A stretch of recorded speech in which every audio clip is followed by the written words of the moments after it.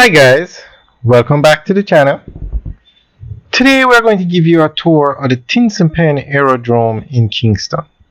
Now this aerodrome is going to be closed and all the facilities are moved to the Norman Manley International Airport. Now what's happening is Jamaica doesn't have a domestic airline service. They have no domestic airlines. And so these aerodromes are not being used much.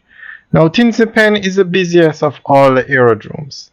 The Boscobel Aerodrome was upgraded to the Ian Fleming International Airport, but still has no traffic. It could actually be closed along with this one, but we'll talk about that in another video.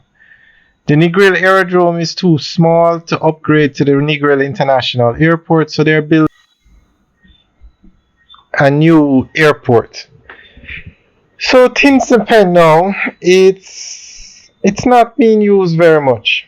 So they are planning to close it down and use this land that it's sitting down on to use it for the expansion of the port. The port is on the other side of this facility. So we're going to go through an article that gives more information on what's happening.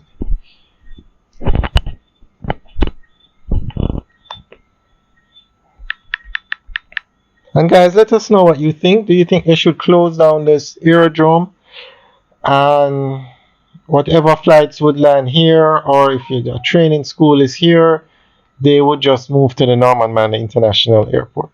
Let us know what you think. Leave your comments in the section below.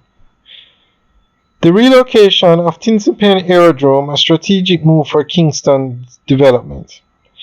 The planned relocation of Tinson Pen Aerodrome from Marcus Garvey Drive in Kingston to Norman Manley International Airport marks a critical step in Jamaica's broader strategy to modernize its infrastructure and stimulate economic growth.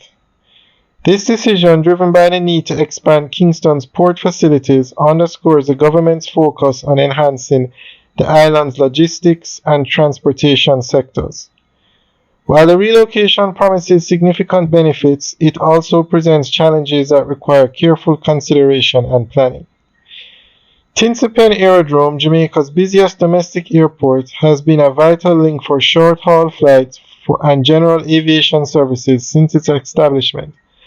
However, its location on Marcus Garvey Drive has become increasingly untenable due to the rapid growth of the Kingston port. The expansion of the port, a key economic driver for the country, requires additional land for storage and operational efficiency. This necessity prompted Prime Minister Andrew Holness to direct the Airports Authority of Jamaica, the Port Authority of Jamaica, and the National Works Agency to develop a comprehensive plan to repurpose the aerodrome's land. The decision to relocate the aerodrome to the Norman Manley Airport aligns with the government's long-term vision of transforming Kingston into a regional logistics hub. By freeing up land at Tinson Pen, the port can accommodate larger vessels, increase cargo throughput, and reduce congestion at its terminals, thereby boosting Jamaica's competitiveness in global trade. As late as 2024, significant progress has been made in planning the aerodrome's relocation. An internal assessment conducted by a Spanish consultancy commissioned by PAC Kingston Airport Limited has outlined the technical requirements for integrating the aerodrome to the Norman Manley Airport.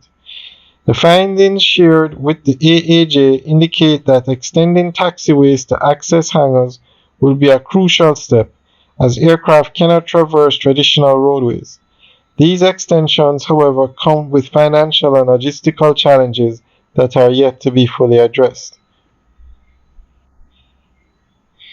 The relocation of Tinson Pen Aerodrome to the Norman Manley International Airport offers numerous advantages.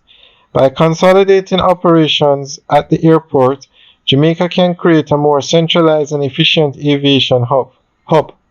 This integration could lead to improved service quality, enhanced safety measures, and streamlined operations for domestic and international flights. Additionally, the repurposing of the Tinson Pen site will directly contribute to the expansion of Kingston's port enable it to handle larger volumes of cargo and secure its position as a leading logistics center in the Caribbean.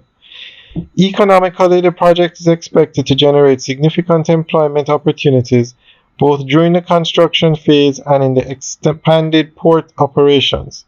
It will also pave the way for new investments in related industries, such as warehousing, transportation, and manufacturing. These developments align with Jamaica's Vision 2030 goal of achieving sustainable economic growth and infrastructure modernization. Alright, guys, that's the end of the update article. Let us know what you think. Leave your comments in the section below. Alright, guys, have a good day.